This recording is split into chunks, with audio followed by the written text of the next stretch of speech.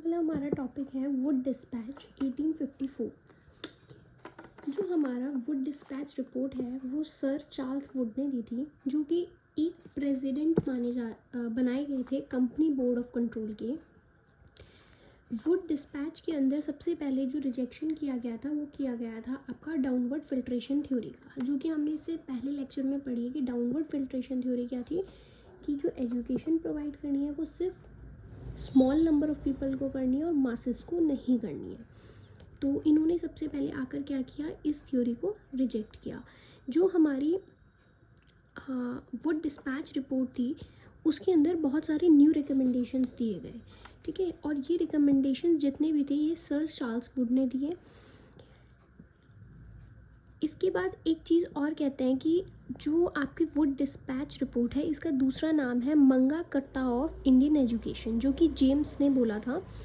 James ने ये बोला था कि ये क्या कहलाएगा, मंगा करता, ठीक है, ऑफ इंडियन एजुकेशन। जितना भी फोकस था फॉरेनर्स का या आप कह सकते हो ब्रिटिश पार्लियामेंट का, वो सारा किस पर था, इंडियन एजुकेशन पे, क्योंकि उनको ये लगता था कि अगर वो इंडियंस को थोड़ी सी भी लिबरेशन देंगे या फिर उनको थोड़ी सी भी फ्रीडम देंगे तो वो क्या करेंगे, हमारे ऊपर हावी होने लगेंगे। तो मेन जो इकोनॉमी के अंदर एक फैक्टर ऐसा माना जाता है वो एजुकेशन ऐसा फैक्टर होता है जो पूरी की पूरी इकोनॉमी को चेंज कर सकता है, पूरी एक कंट्री की कंडीशन को चेंज कर सकता है।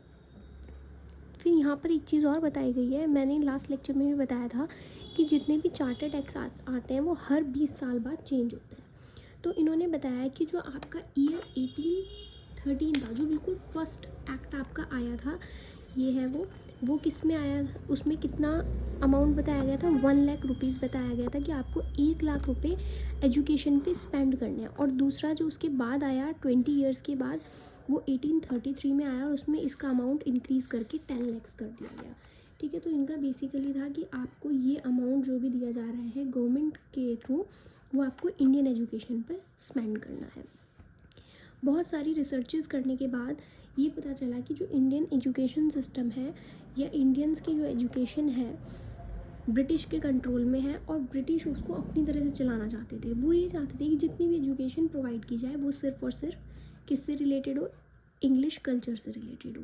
तो यहाँ पर जो आपके सर चार्ल्स वुड थे, इन्होंने जो अपनी रिपोर्ट सबमिट करी एजुकेशन से रिलेटेड, उसको हमने नाम दिया क्या, वुड डिस्पैच 1854, क्योंकि उन्होंने कौन सी ईयर में दी थी, 1854 में दी थी। इस पूरी रिपोर्ट के अंदर उन्होंने बहुत सारे आर्टिकल्स दिए, 100 आर्टिकल्स के बारे में उन्होंने डिक्लेयर करा, अलग अलग पॉलिसी दी और ये बताया कि जो ईस्ट इंडिया कंपनी, क्योंकि हमारी सबसे पहली कंपनी ईस्ट इंडिया कंपनी थी जो किसके कंट्रोल में थी, ब्रिटिशर्स के। तो उन्होंने बताया कि जो एजुकेशन है उसमें कंपनी का क्या क्या रोल रहेगा। तो ये एक छोटा सा इंट्रोडक्शन था सर चार्ल्स वुड के बारे में। अब हम पढ़ते हैं कि उन्होंने इस रिपोर्ट के अंदर क्या क्या रिकमेंडेशन दी। रिकमेंडेशन में बेसिकली एक तरह के सजेशंस होते हैं। तो उन्होंने इंडियन एजुकेशन के लिए क्या क्या सजेशन दिए। उन्होंने सबसे पहले बोला जो आप फाइनेंस करोगे, फाइनेंस एंड एडमिनिस्ट्रेशन, वो किसके थ्रू होना चाहिए, गवर्नमेंट के थ्रू। अभी तक कौन कर रहा था, ईस्ट इंडिया कंपनी। अब ईस्ट इंडिया कंपनी के हाथ में था वो पैसा कैसे खर्च करे। तो इन्होंने बोला कि ईस्ट इंडिया कंपनी को ना देकर गवर्नमेंट अपनी तरफ से पैसे को खर्च करे और उसका एडमिनिस्ट्रेशन करे एजुकेशन में। सेकंड उन्होंने कहा कि जो डिपार्टमेंट्स हैं वो इस्टेब्लिश किए जाने चाहिए, पब्लिक इंस्ट्रक्शन डिपार्टमेंट कहते हैं इनको, जिसमें कि इन्होंने कहा कि जो भी कंपनी का हाईएस्ट ऑफिशियल होगा उसको डायरेक्टर बनाया जाएगा और बाकी जो भी होंगे वो कौन होंगे, डेप्यूटी डायरेक्टर होंगे या इंस्पेक्टर्स होंगे, जो क्या करेंगे, जो भी एजुकेशन पर पैसा खर्च किया जाएगा उसमें जितनी भी डेवलपमेंट होगी उसके बारे में एनुअली रिपोर्ट सबमिट करेंगे। तो यहाँ पर रिपोर्ट एनुअली सबमिट की जानी थी। ये देखिए यहाँ पर कि आपको प्रोग्रेसिव रिपोर्ट का मतलब क्या होता है कि एक ऐसी रिपोर्ट जिसमें आप ये दिखाएं कि एक्चुअल में आपने क्या क्या ईयरली आपने क्या क्या काम किए हैं, उसको बोलते हैं प्रोग्रेसिव रिपोर्ट। उसके बाद एक रिकमेंडेशन इन्होंने दी ग्रांट्स की। ग्रांट्स क्या होता है, एक तरह का डोनेशन कह सकते हो, एक तरह की फाइनेंशियल हेल्प कह सकते हैं हम, कि जो ग्रांट्स हैं वो हर इंस्टीट्यूट को दिए जाएंगे। पहले क्या था कि वो उनको देते थे सिर्फ जिनको रिलीजन बेस, कि भाई ये ब्रिटिश कल्चर के बारे में पढ़ा रहे हैं, इनको ग्रांट्स मिलेंगे। तो इन्होंने कहा ग्रांट्स ऐसा नहीं है, आपको सबको देना है इर्रिस्पेक्टिव ऑफ रिलीजियस डोमिनेंस। आपको रिलीजन्स के बेसिस पर फाइनेंस नहीं करना है, सब लोगों को फाइनेंस करना है, ठीक है। इसके बाद नेक्स्ट आया है सबसे इम्पॉर्टेंट कौन सा है, ये वाला, कि इन्होंने क्या करा, जो आपकी डाउनवर्ड फिल्ट्रेशन थ्योरी थी उसको रिजेक्ट करा। इन्होंने कहा कि अगर एजुकेशन प्रोवाइड करनी है तो सबको की जाए, ना कि सिर्फ एक छोटे से स्मॉल ग्रुप, ठीक है। इसके बाद नेक्स्ट आ जाते हैं हम ऑर्गेनाइजेशन ऑफ एजुकेशन की, मतलब इस रिपोर्ट के अकॉर्डिंग कि आपकी जो एजुकेशन सिस्टम है वो किस तरह से होना चाहिए। इन्होंने कहा 4 लेवल्स पे कराओ। 4 लेवल्स पे कैसे होता है, जैसे हम अभी भी पता है, primary level, middle level, high school and higher education, ठीक है। ये 4 लेवल्स होते हैं आपके एजुकेशन के। और ग्रेडेड स्कूल में भी यही चीज़ आती है। जैसे मैं बताती हूँ, सबसे पहले हम जब पढ़ने जाते हैं तो हमारे पास क्या आता है, प्राइमरी। हम प्राइमरी स्कूल में एडमिशन लेंगे, उसके बाद हम किस में जाते हैं, मिडिल ग्रुप में जाते हैं, फिर हम जाते हैं आपकी हाई स्कूल जिसको बोलते हैं, ठीक है। उसके बाद हम कॉलेजेस में जाते हैं एंड लास्ट इज यूनिवर्सिटी। तो उन्होंने कहा कि आपको ये पैटर्न फॉलो करना है। ये पैटर्न कैसे, कि प्राइमरी में छोटे बच्चे आ गए आपके, जैसे नर्सरी वगैरह के, मिडिल में 1st से 5th तक हो गए, 8th तक हो गए, हाई स्कूल में 10th और 12th हो गए, कॉलेज में आपके जो भी बच्चे ग्रेजुएशंस में है, यूनिवर्सिटी में PhD एंड इन सब के लिए। तो उन्होंने कहा आपको ये पैटर्न फॉलो करना है। नेक्स्ट जो आया, एम ऑफ एजुकेशन।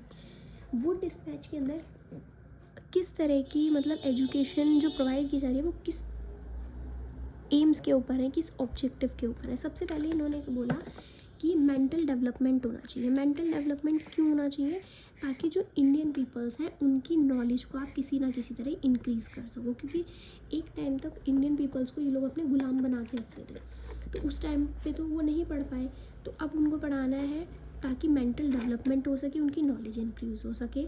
नेक्स्ट है उनके स्टैंडर्ड ऑफ लिविंग को इंक्रीज़ करना, वेस्टर्न नॉलेज के बारे में अवेयरनेस। देखिए यहाँ पर भी एक सेल्फ पॉइंट उन्होंने अपना ले लिया कि नॉलेज प्रोवाइड करो, पढ़ाई कराओ, लेकिन वेस्टर्न कल्चर के बारे में भी पढ़ाना पड़ेगा।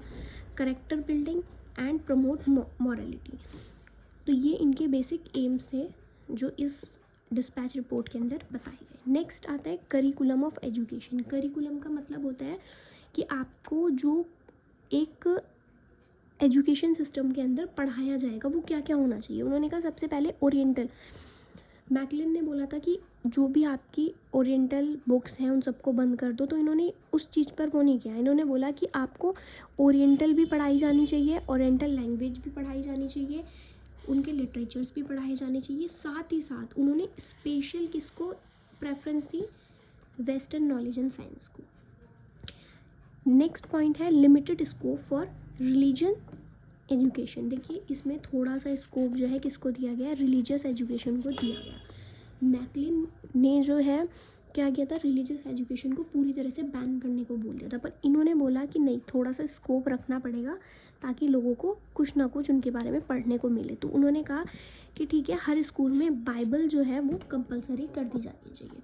तो एजुकेशन के नाम पर सिर्फ आपको बाइबल कंपलसरी करी गई थी, बाकी कोई भी एजुकेशन और प्रोवाइड नहीं की गई। इसके बाद नेक्स्ट आता है मीडियम। मीडियम ऑफ एजुकेशन कैसा रहेगा। मीडियम का मतलब है आप किस लैंग्वेज में उनको पढ़ाओगे। तो देखो 2 तरह की लैंग्वेज थी उस टाइम पे, क्या थी कि अभी भी वही है, जैसे एक होती है मातृभाषा और एक होती है अदर लैंग्वेजेस। तो नेटिव लैंग्वेज आपकी एक मदर लैंग्वेज है। तो वो कहते थे जो प्राइमरी स्कूल के बच्चे हैं, जैसे छोटे बच्चे हैं जो एकदम से अभी नहीं ग्रैब कर सकते इंग्लिश को, उनके लिए कहा कि नेटिव लैंग्वेज प्लस साथ में इंग्लिश दोनों चाहिए। और हायर एजुकेशन जो है उसमें सिर्फ और सिर्फ कौन सी लैंग्वेज होनी चाहिए, इंग्लिश लैंग्वेज, ठीक है। इसके बाद जो हमारा नेक्स्ट आता है, इस सबसे इम्पॉर्टेंट एक ये वाला पॉइंट है इसमें, इस्टेब्लिशमेंट ऑफ यूनिवर्सिटी। वो डिस्पैच रिपोर्ट जो थी ये एक अकेली ऐसी रिपोर्ट थी जिसने यूनिवर्सिटी इस्टेब्लिशमेंट के लिए रिकमेंडेशन दी। तो 3 फर्स्ट यूनिवर्सिटी जो इंडिया के अंदर इस्टेब्लिश की गई थी वो थी कैलकटा, बॉम्बे एंड मद्रास। और इसके अंदर बेसिकली पैटर्न किसका फॉलो किया गया था, लंदन यूनिवर्सिटी का। लंदन यूनिवर्सिटी के अंदर जिस तरह का पैटर्न चलता था, जैसे वो एजुकेशन प्रोवाइड करते थे, जो वो सिलेबस करिकुलम फॉलो करते थे, वही इनको करना पड़ा। ठीक है, इसके बाद नेक्स्ट है वुमेन एजुकेशन। वुमेन एजुकेशन में क्या था कि बहुत सी एजुकेशन या बहुत सी रिपोर्ट्स ऐसी थी जिसमें वुमेन्स को कोई भी इम्पोर्टेंस नहीं दी गई, लेकिन यहाँ पर क्या था, वुमेन एजुकेशन को इम्पोर्टेंस दी गई। उनके लिए न्यू गर्ल स्कूल्स खोले गए, डेवलपमेंट किया गया उनके करेक्टर का, उनको मॉरलिटी दी गई, उनको वैल्यू दी गई यहाँ पर। नेक्स्ट है मुस्लिम एजुकेशन। नेक्स्ट मुस्लिम एजुकेशन, जिसमें ये रहा कि जो भी मुस्लिम कल्चर के बच्चे हैं, अगर वो जाते हैं अपने अलग स्कूल्स के लिए, तो उनके लिए भी अलग स्कूल्स ओपन किए गए ताकि वो एक कंफर्टेबल एनवायरनमेंट में पढ़ सके। रिलीजियस एजुकेशन, ये दोबारा से एक रिपीटेड पॉइंट आ गया है। इन्होंने बोला कि आपने फ्रीडम दी है स्कूल्स को कि आप रिलीजन एजुकेशन प्रोवाइड कर सकते हैं, लेकिन उसके लिए सिर्फ और सिर्फ क्या, बाइबल कंपलसरी किया गया। ठीक है, ये सारी क्या थी, कैसे रिकमेंडेशंस प्रोवाइड की गई थी जो वुड डिस्पैच के अंदर दी गई। इसके बाद नेक्स्ट है Wood dispatch report. In short थोड़े से एक्स्ट्रा पॉइंट मैंने यहाँ पे लिखे हैं। जैसे इन्होंने कहा कि यहाँ पर क्या था, इंडियन एजुकेशन या जो इंडियन लैंग्वेज है उसकी वैल्यू को इन्होंने इंक्रीज़ करा। ठीक है, इंडियंस की वैल्यू को इन्होंने इंक्रीज़ करा। नेक्स्ट है promotion of mass education both public and private. Mass education का प्रमोशन कैसे हुआ, क्योंकि इन्होंने डाउनवर्ड फिल्ट्रेशन थ्योरी को क्या किया था, रिजेक्ट किया था। इसके बाद नेक्स्ट पॉइंट है एस्टैब्लिशमेंट ऑफ 3 यूनिवर्सिटी, जो मैंने आपको भी ऊपर ही बताई है कौन कौन सी, कैलकटा, मद्रास एंड बॉम्बे। ठीक है, तो ये आपकी रिकमेंडेशंस हो गई जो वुड डिस्पैच रिपोर्ट 1854 के अंदर प्रोवाइड की गई थी।